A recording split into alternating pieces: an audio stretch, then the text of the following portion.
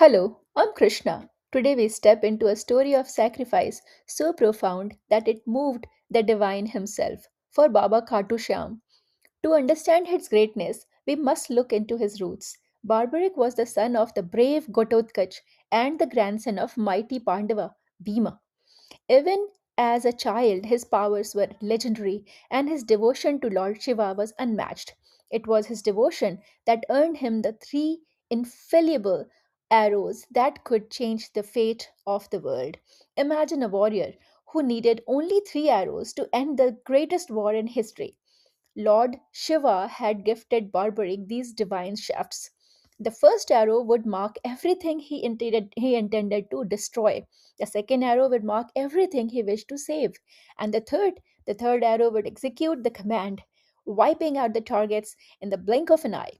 Barbarik set out the Kurukshetra war with a humble yet dangerous vow.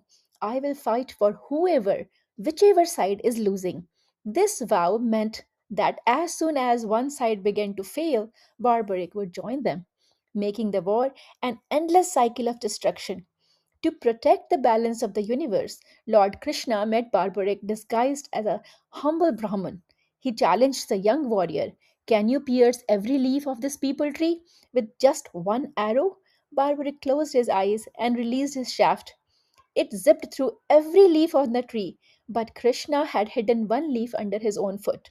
To Barbarik's amazement, the arrow hovered right above Krishna's toes, waiting to strike the final leaf.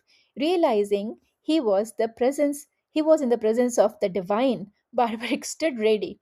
When the Brahman asked for dan, a ritual gift, Barbarik promised anything. Krishna asked for his head. Without a tremor in his voice, Barbarik severed his own head and offered it to Lord Krishna. Krishna was so moved by his selfless act that he placed Barbarik's head atop a hill so he could witness the entire Mahabharata war. When the war ended, Krishna declared, "In the Kalyug, you shall be worshipped by my name, Sham.